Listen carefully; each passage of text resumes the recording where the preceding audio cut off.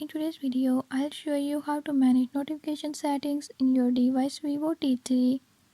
In this video, I'm gonna tell you how you can do it. If you don't want to miss what's coming up, hit the subscribe button and hit the notification bell. Make sure to watch complete video and learn how you can do it. Let's watch the video.